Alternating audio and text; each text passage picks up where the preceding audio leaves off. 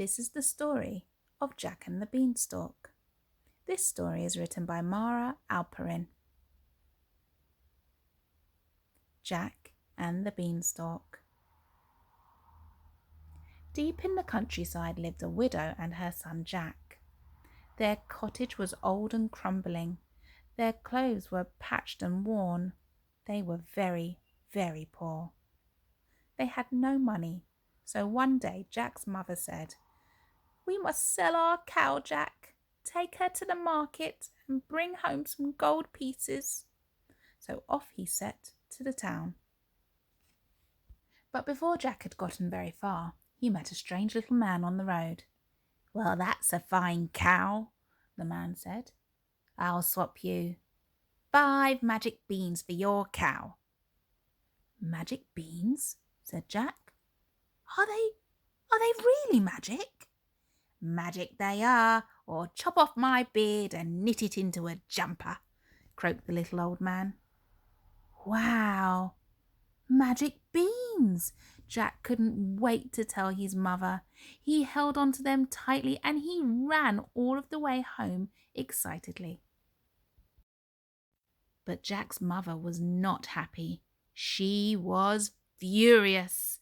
"We need money, not useless old beans, you silly boy," she cried, and she threw the magic beans out of the window in disgust. Jack went to bed that night feeling very sad.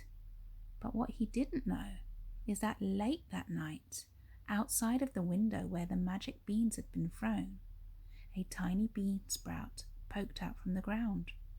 It grew and grew and grew. The next morning, the bean sprout had grown into a beanstalk, and it stretched high into the sky. "The beans really were magic," Jack cried. "But I wonder what's at the top." So Jack climbed up the beanstalk, up and up and up and up, until at last he reached the very top, and there, shimmering in the sunlight, was... To his surprise, there was a magnificent castle. He stood and stared. But just then, Jack's stomach began to rumble. "Ooh, I should find some breakfast," he thought, and he tapped on the castle door. The door creaked open, and a huge giantess smiled down at him. "Hello!" Jack shouted up. "Please, do you have any food?" "Oh, you poor thing," boomed the giantess. Come in right in, but quickly, before the giant gets up." On the giantess's kitchen table there was a marvellous feast. There was an enormous loaf of bread and a gigantic jar of jam. Jack tucked in at once. Yum, yum, yum.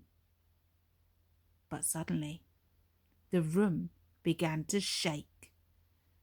Boom, boom, boom. "Goodness me," cried the giantess. "He's coming!" And she shoved Jack under a teacup to hide. Into the room stomped a big, scary, hungry giant. "Fee, fi, fo, fum.